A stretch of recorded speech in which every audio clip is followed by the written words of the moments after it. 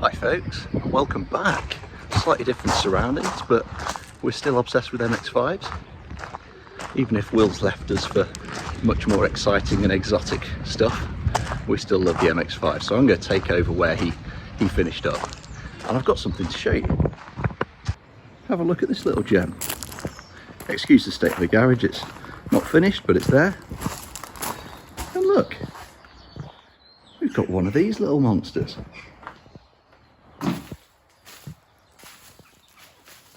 Mark 3 MX5.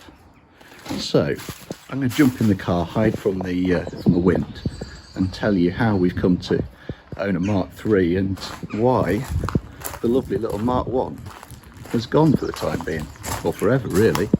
A bit sad, but this is the replacement. Well, this is intimate. I'm used to filming videos in slightly bigger cars than this, but I'm in the Mark III now, repping the Tesco F&F sweatshirt, if anyone wanted to know. So yeah, the Mark I has gone. The lovely red ITB'd Mark I that we absolutely loved. To be honest, never driven anything better, really. You know, ultimate driving analog experience, thrills, purity. It delivered them in spades, and my single best driving experience ever across all the stuff I've owned and driven. Cadwell Park in that car, just at and beyond the limits of grip, feeling completely, forgive the phrase, feeling completely at one with the car. You know exactly what it's going to do and when. You feel totally connected to it. You're feeling the grip at every corner, how it gives up the grip, how it comes back, and it just feels such a natural link between that and your right foot.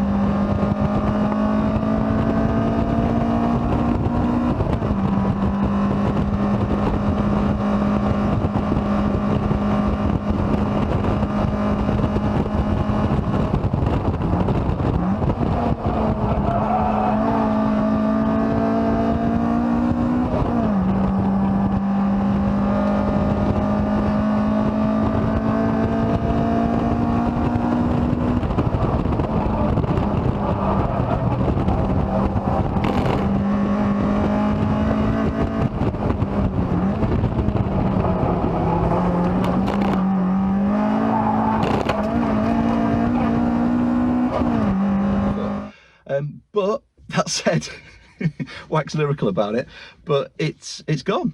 It has gone. It's gone to a friend, James, who I'm really hoping can save it, because it's a wonderful car. Sad times. Taking this little beauty to its new home.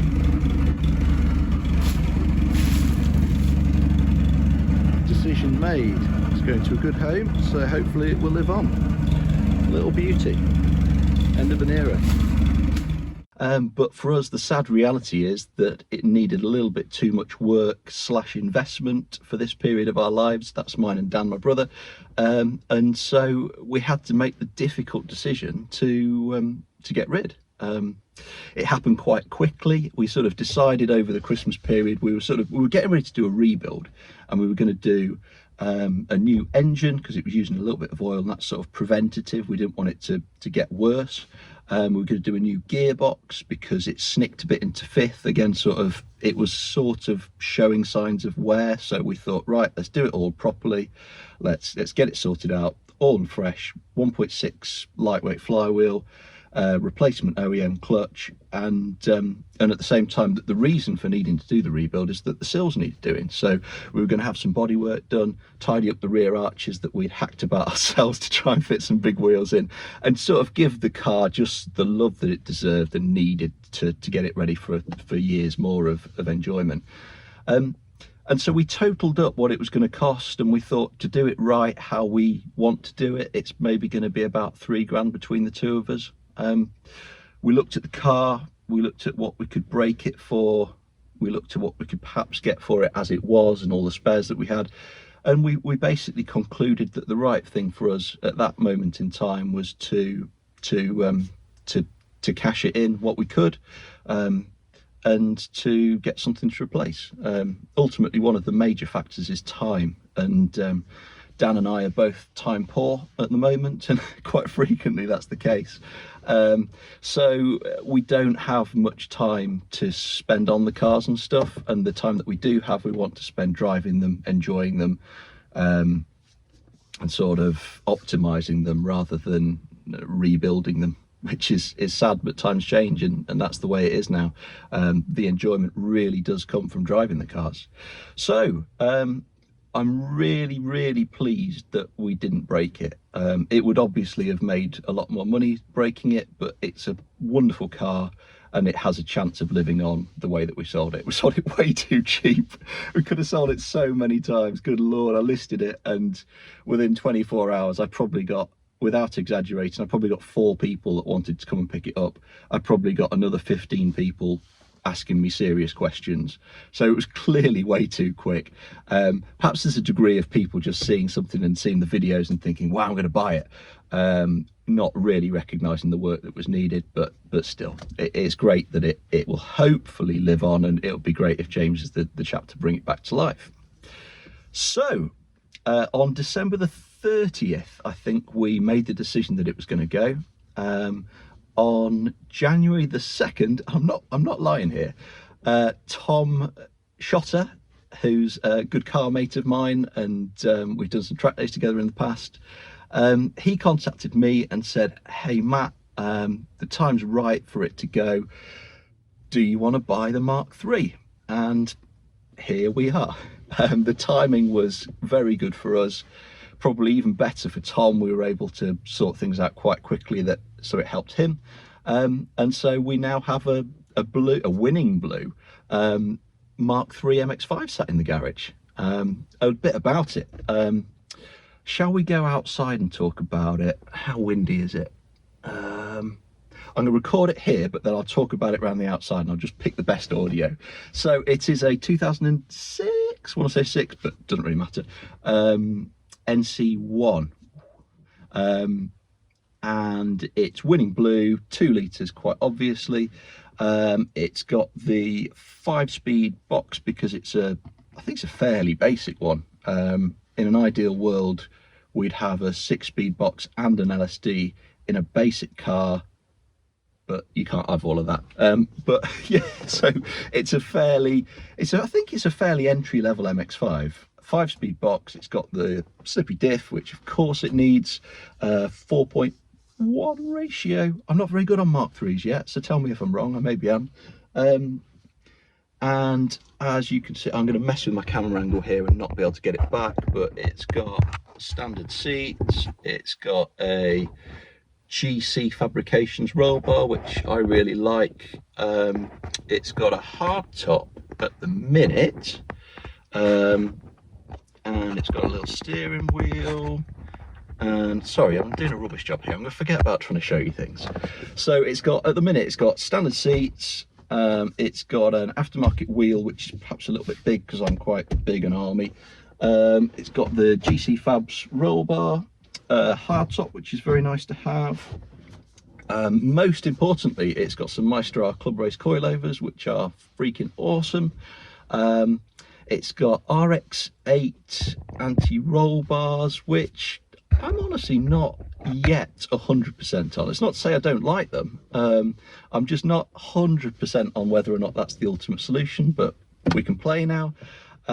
It's got the brakes were pretty much shot, to be honest, so we'll be sorting those out, and it come with a few sets of wheels and stuff like that. So lots of good stuff, great bass. I have driven it on track 2 or 3 times, so I know it works well, it drives well. Tom had all of the work done by a proper motorsport garage, so I know it's all been done correctly.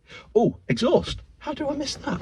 I really like the exhaust system. It's got a Racing Beat exhaust manifold, which is about as good as it gets, and a Top Gear Motorsports manifold back system, which is perfectly judged to my understanding and my opinion, sorry.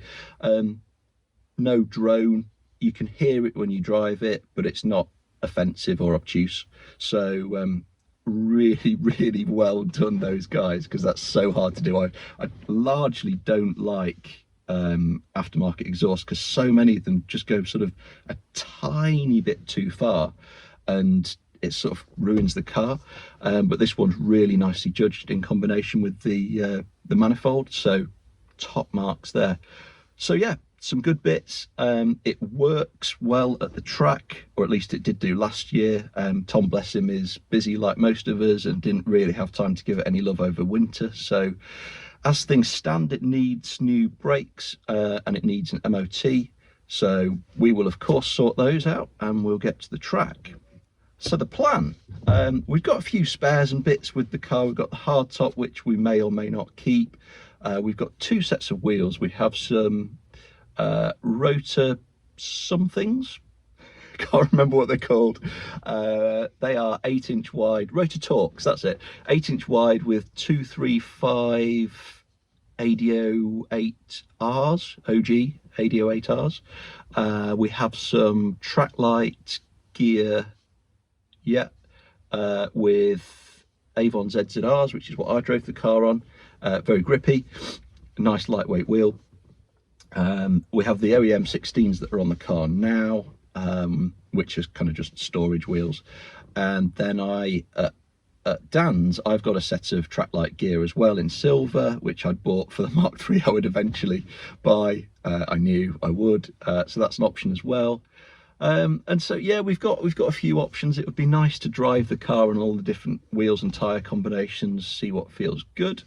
I would like to baseline the car, so I'd like to find out what it weighs now. I'd like to put it on a reasonably well-known dyno to see what sort of power it makes and what the curve looks like before we start messing around with it, and do a few track days sort of before messing with it, so we can sort of go, okay, that's, you know, how it feels at the track.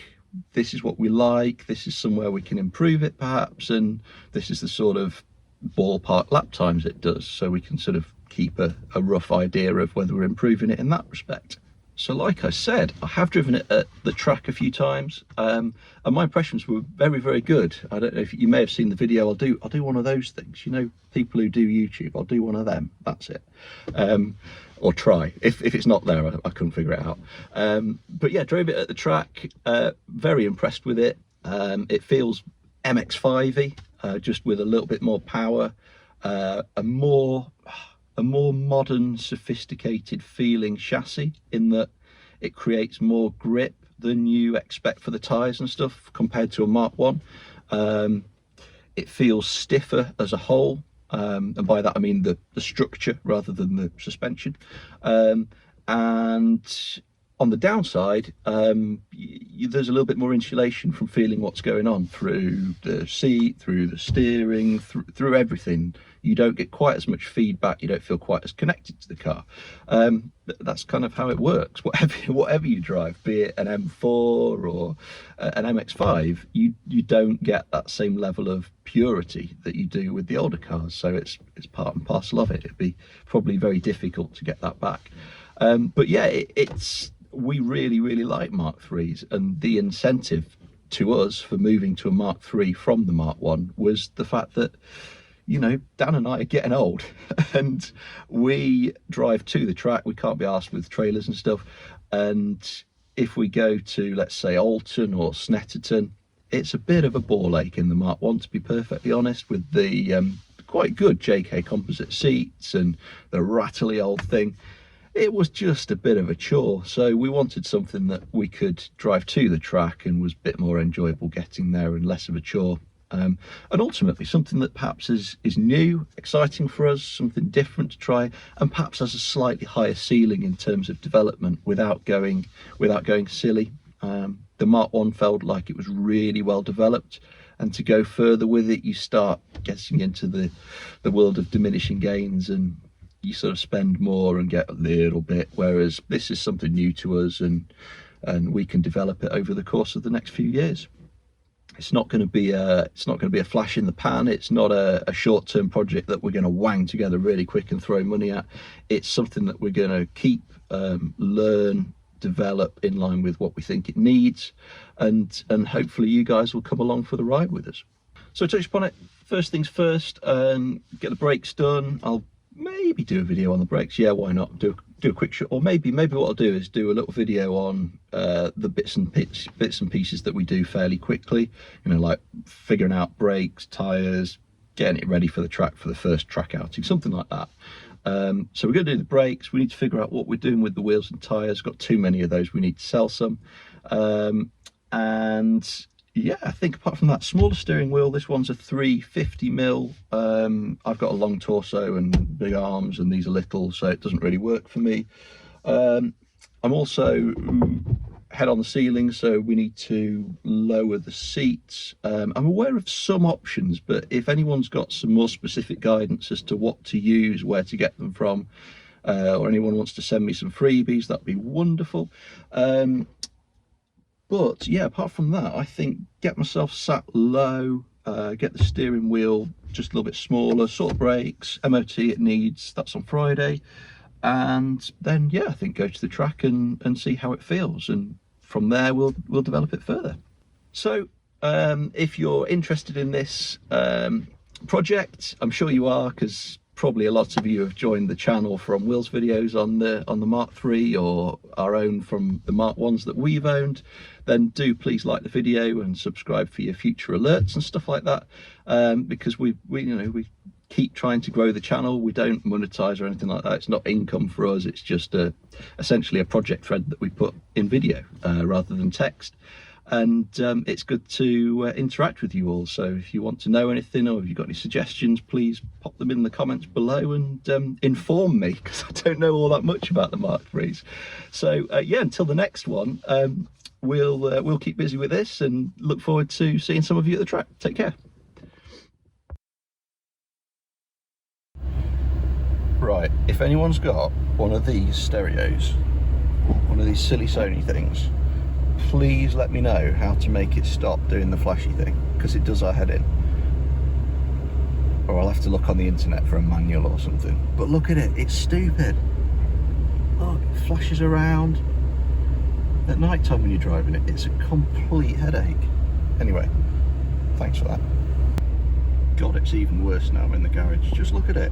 Imagine that at night. Look at it. It's like a rave. Anyway.